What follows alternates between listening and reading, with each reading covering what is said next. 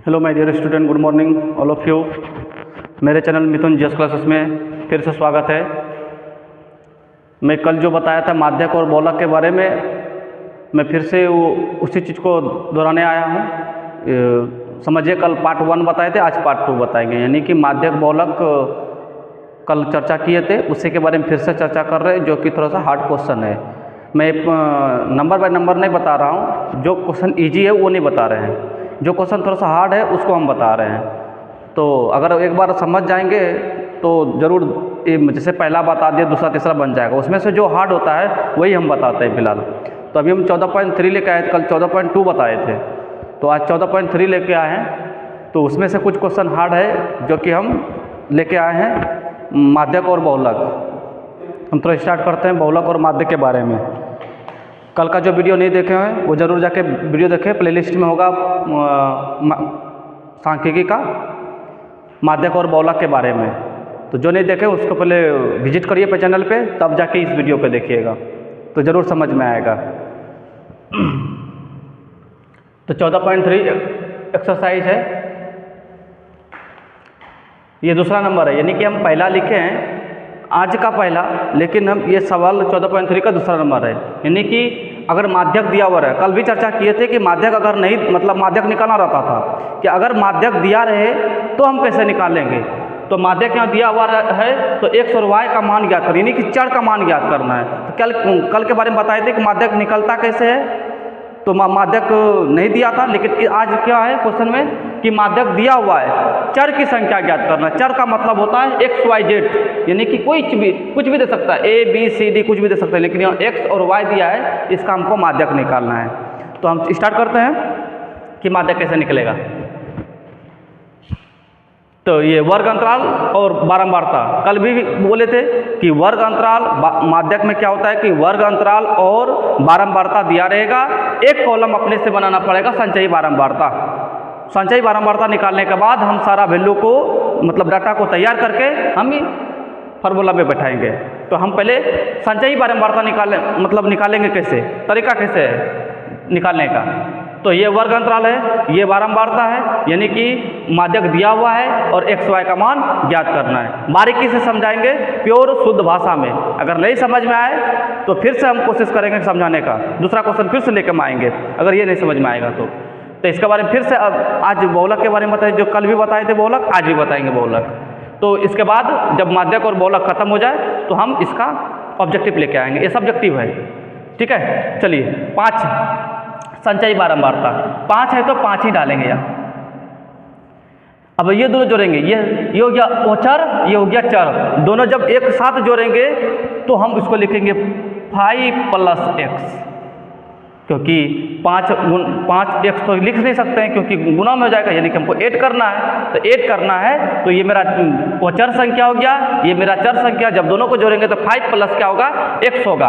उसके बाद अगर 5 + x में अगर 20 जोड़ेंगे तो ओचर के साथ जुड़ेगा, यानी कि 5 और 20 25 हो गया, और चर संख्या अपने स्थान पर रहेगा। फिर 15 जोड़ेंगे, 25 15 40 + x।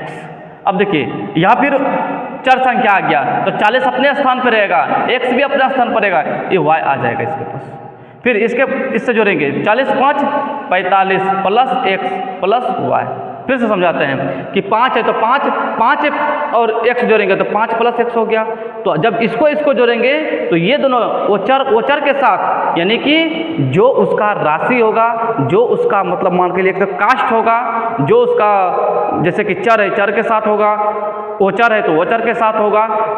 ये नहीं कि हम चर और ओचर के साथ जोड़ेंगे, ऐसा नहीं है कि अगर 5 है ये 20 है तो 5 और 20 25 हो गया, x को अलग रखेंगे। फिर 15 और 25 40 हुआ, इसके पास x है। फिर यह ओचर आ गया तो 40 रखेंगे, x रखेंगे और प्लस x y आ जाएगा। तो 40 + x + y, फिर 5 जोड़ेंगे, 40 5 45 + x + y। इसको देखेंगे, अब ध्यान दीजिएगा। अब इसको हम क्या लिखते थे, ये टोटल नंबर है, n का मान 60 है, n का मान 60 है। तो इसको हम क्या लिख सकते हैं कि 45 + x + y = 60। यानी कि n का मान दिया हुआ है, n का मान दिया हुआ है। तो हम लिखेंगे डाटा को, तो पहले लिखेंगे डाटा, पहले लिख लेते हैं कि डाटा क्या होता है। तो ऊपर में लिख लेते हैं डाटा क्या क्या है। इस क्वेश्चन को थोड़ा सा रिमूव कर दें। चलिए, तो हम पहले डाटा लिखेंगे। एक मिनट, डाटा लिखने से पहले देखेंगे कि बारंबारता का वैल्यू कितना है। सबसे बड़ा वैल्यू कहाँ, सबसे बड़ा वैल्यू यहाँ पे है 20। एक हो गया 1 का मान, f का मान। बारंबारता का सबसे अधिक मान किसका है, 20 का है, तो इसको f का मान हो गया। जस्ट इसके पीछे लेफ्ट साइड जाएंगे तो कितना है, l का मान 20, f का मान भी 20, लेकिन लेफ्ट साइड में जाएगा तो वो भी 20। राइट साइड में जाएंगे, जस्ट उसके सामने वाला नंबर, उसके ऊपर वाला नंबर होगा CF। ठीक है, तो अब लिखेंगे कि क्या क्या मान है। तो जैसे एग्जाम में ऐसे नहीं करना है, सिर्फ हम एरो का सिंबल दिए हैं ताकि आप लोग को समझाने के लिए कि कौन F होता है, कौन CF होता है और कौन L होता है। तो लिखेंगे, यहाँ पे लिखेंगे n का मान कितना है, 60 है, कोमा, उसके बाद f का मान 20 है, f का मान 20, उसके बाद l का मान 20, उसके बाद CF का मान है 5 + x, और कुछ दिया है मान, और तो नहीं दिया हुआ है। n का मान, f का मान, l का मान, n का मान भी दे दिए।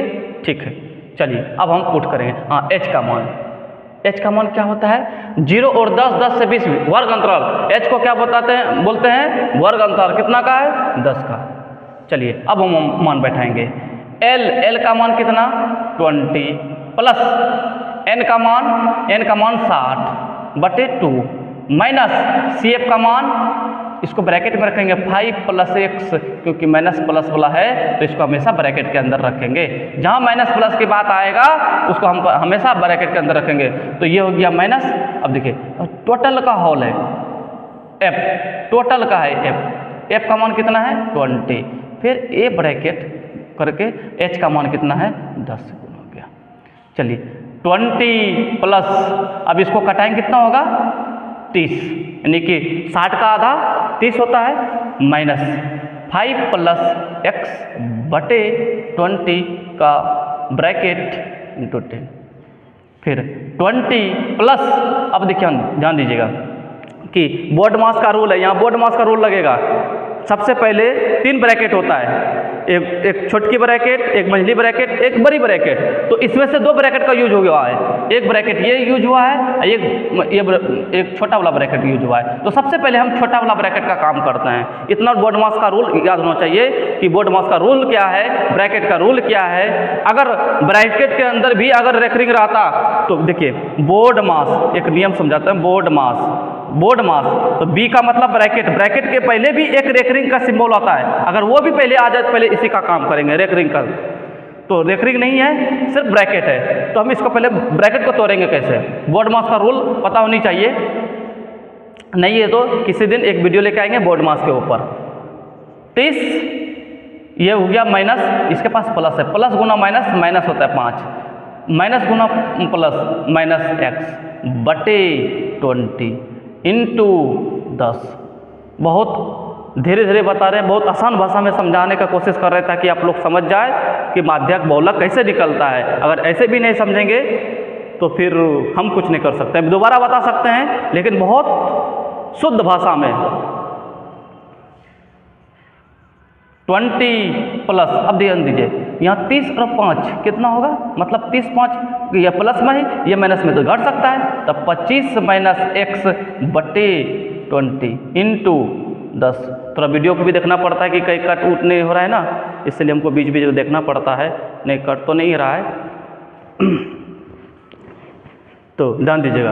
अब ध्यान दीजिए, अरे देखिए माध्यक दिया हुआ है, माध्यक को हमको लिखना पड़ेगा। माध्यक क्या दिया हुआ है, 28 दिया हुआ है। तो यहाँ बराबर ना लिख के, बराबर लिख के 28.5 माध्यक दिया हुआ है, तो इसको लिखेंगे 28.5। वीडियो में नहीं दिखेगा, थोड़ा जूम करके देखेंगे ये कितना होगा, 28.5। यानी क्यों लिखे, क्योंकि माध्यक दिया हुआ है, यहाँ माध्यक दिया हुआ है कि 28.5 होता है, इसलिए बराबर लिखे। ठीक है, अब लिखेंगे 28.5 20 प्लस अब ध्यान दीजिएगा, अब इसको क्या करेंगे, ये देखिए ये कटेगा तो कटा देंगे, देखिए यहाँ कट रहा है 2 बार में, तो इसको लिखेंगे 25 - x बटे 2। ठीक है, इतना टा लिख के मतलब वीडियो रोक करके हम इधर को रिमूव करते हैं, इसको मानेंगे। अब ध्यान दीजिएगा, अगर ये दिया है मान वैल्यू तो इसको हम 1 मान के चलेंगे। ये इक्वेशन 1 हुआ, इक्वेशन 1, इसको थोड़ा सा ध्यान में रखिएगा।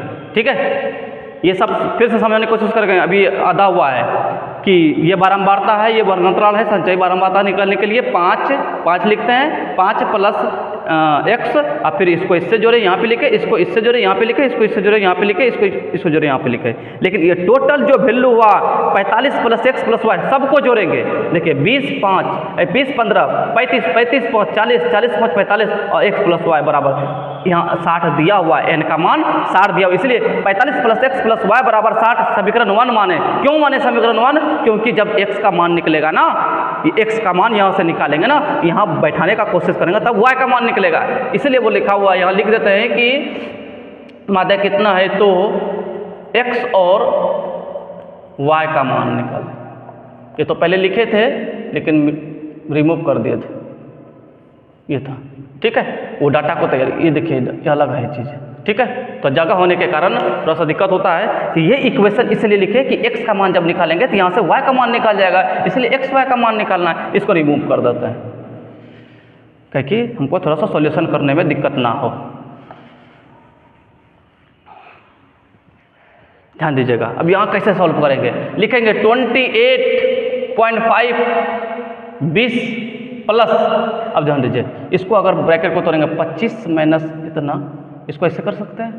चलिए यहाँ हो गया भिन्न का जोड़, तो भिन्न का जोड़ भी कर सकते हैं। 28.5 बराबर ये 2 है तो 2 लिखेंगे, इसको इससे गुना करेंगे, इसको इससे गुना करेंगे, 40 हो गया प्लस 25 - x। ठीक है, यहाँ 2 मतलब यहाँ कुछ नहीं है तो 1 है, कुछ नहीं है तो किसी भी संख्या के नीचे कुछ नहीं है तो 1 है, अंश में 20 है, हर में 1 है। अगर 1 और 2 का एलसीएम लेंगे तो 2 ही होगा, इसको इससे गुना करेंगे 40 होगा प्लस 2 है तो इसको डिवाइड करेंगे तो 1 होगा, तो ऊपर में जितना होगा वही लिखेंगे, तो इसको नहीं भी लिखेंगे तो चलेगा, यानी कि 2 का 2 लिखे, इसको इससे गुना कर दिए और जो इसके ऊपर था वही लिख दिए।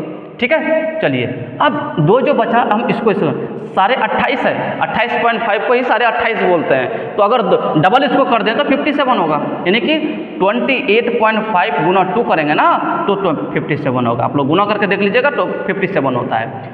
अब इसको जोड़ेंगे 40 65 कितना होगा, 40 25 65 माइनस x। अब ध्यान दीजिए या तो इसको लेकर आइए या तो इसको लेकर आइए, लिखेंगे 57 है ना, 57 माइनस 65 बराबर माइनस एक्स तो रहेगा। सिर्फ हम 65 को प्लस को बराबर के उधर लेकर आए तो ये प्लस था माइनस हो गया, ये कितना होगा माइनस कितना होगा, ये हो गया 8 बराबर माइनस एक्स। 65 में 57 का 8 ही बचेगा, माइनस माइनस कैंसिल, इसीलिए x का मान कितना हो गया 8 हो गया, x का मान 8 हो गया। x का मान अब ध्यान दीजिएगा, x का मान निकलेगा, x का मान समीकरण 1 में रखने पर एक समीकरण क्या था, एक समीकरण ये था, x का मान समीकरण 1 में, समीकरण 1 क्या था 45 प्लस x प्लस y बराबर 60, तो 45 प्लस x का मान कितना 8 प्लस y बराबर 60, तो 45 8 कितना हुआ, 45 8 हुआ 53 प्लस y बराबर 60, तो y बराबर 60 लिखेंगे, 53 उधर घट जाएगा तो y बराबर कितना हो गया 7। यही निकालना था, माध्यक दिया था और x और y का मान निकालना था। x का मान 8 हुआ, y का मान 7 हुआ, x का मान 8 आ गया, तो हम समीकरण जो माने थे 45 प्लस x प्लस y बराबर 60, उसी में हमको मान x का मान समीकरण 1 में रखने पर x का मान रख देंगे समीकरण 1 में, यही समीकरण 1 है। तो 45 x का मान 8 प्लस y बराबर 60 और 45 और 8 53 हो गया, y बराबर इतना, ये लिखे y बराबर 60 लिखे, ये 53 उधर चला गया, y का मान 7 हो गया। ठीक है, अगर नहीं समझ में आएगा तो फिर से हम दूसरे वीडियो में अगर लेके आएंगे इसकी चर्चा जरूर करेंगे जब हम ऑब्जेक्टिव बताएंगे तो। ठीक है, इसको रिवाइज के तौर पर करवाएंगे, जब एग्जाम नज़दीक आ जाएगा तो फिर से इसको रिवाइज करवाएंगे। तब तक के लिए आगे बताते हैं। आगे ये पहला नंबर था, वीडियो को रोक करके।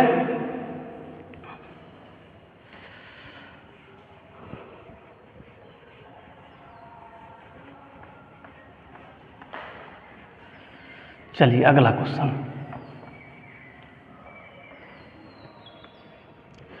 अगला क्वेश्चन बताते हैं। तकरीबन समझ में आ गया होगा माध्यक, तो हम दूसरा क्वेश्चन लेके आते हैं बहुलक के लिए। बहुलक ज्ञात करें। बहुलक ज्ञात करें, ये तो और आसान है, ठीक है।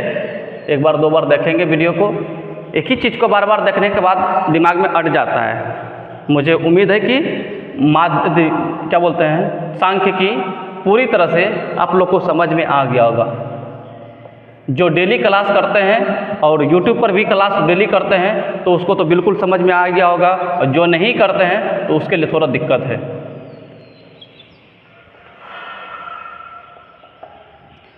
देखिए अक्षरों की संख्या 1 से 4, 4 से 7, नंबर 2 7 से 10। देखिए हम 20 से इसीलिए बता रहे हैं, जो इजी है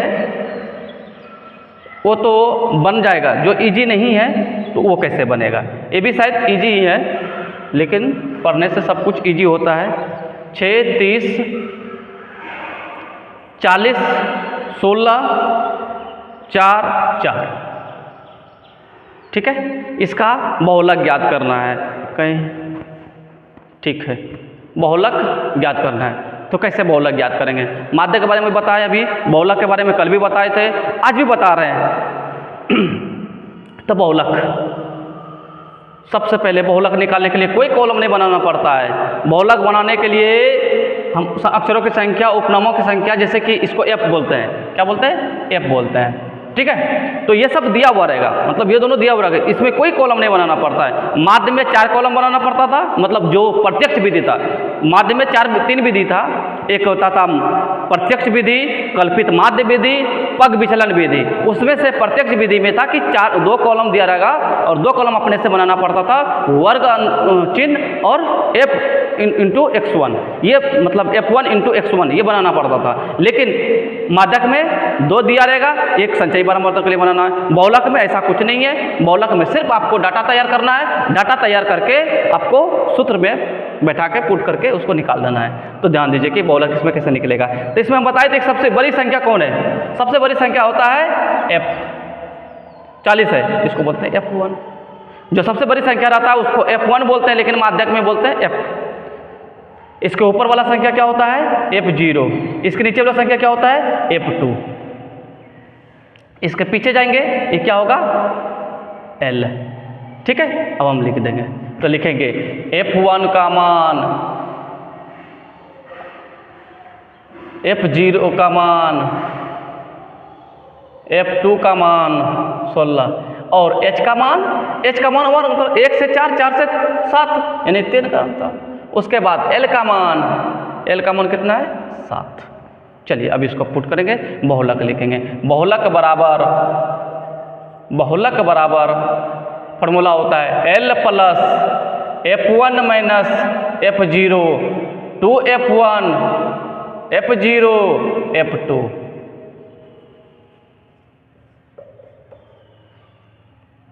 ये ठीक है।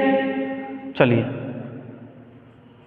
L का मान ढूंढेंगे, L का मान 7, f1 का मान 40 माइनस f0 का मान 23, यहाँ 2 लिखा हुआ है, इनटू है f1 का मान कितना 40 माइनस f0 का मान 30, f2 का मान 16 इनटू h का मान कितना है, h का मान 3, ठीक है।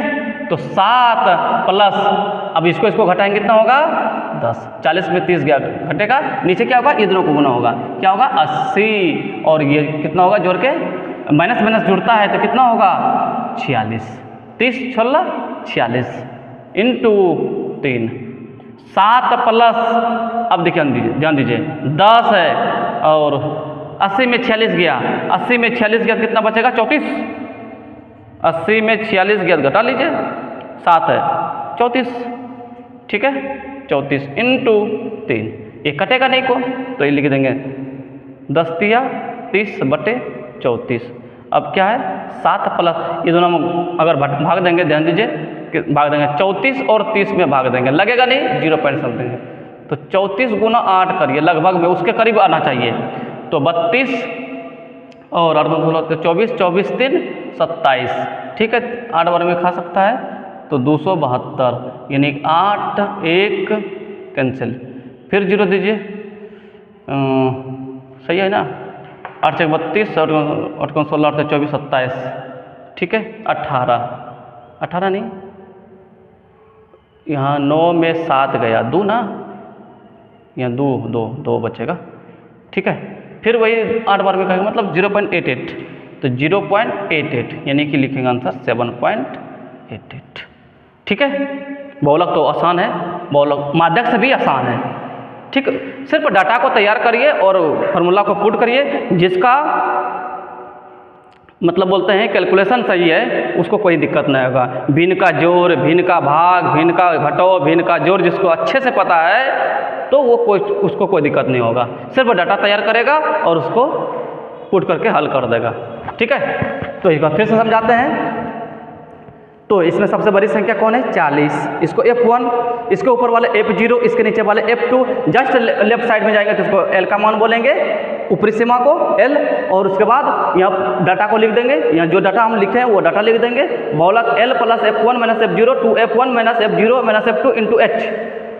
F1 का मान 40 है, F0 का मान 30 है, और 2 इंटू यहाँ F1 का मान 40 माइनस F0 का मान 30 और 16 इंटू 3, मतलब H का मान 3, तो 40 में 10 30 गया 10, और 2 गुना 40 80, और माइनस ये दोनों को जोड़ेंगे कितना 46 इंटू 3, ये दोनों घटा दिए कितना हुआ 34 लिख दिए, 10 गुना 3 30 बटे 34, ये दोनों भाग दे के 0.88 यानी कि जोड़ के लिए 7 में 0 गिने 7 नहीं होगा, 7 में 0 जोड़ेंगे 7 नहीं होगा, पॉइंट है तो पॉइंट, डबल एट, ठीक है। चलिए अगला क्वेश्चन, एक और क्वेश्चन लेके आते हैं। अब ये बहुत इजी है, आप लोग बहुत अच्छे से समझ गए होंगे। अगला क्वेश्चन लेके आते हैं।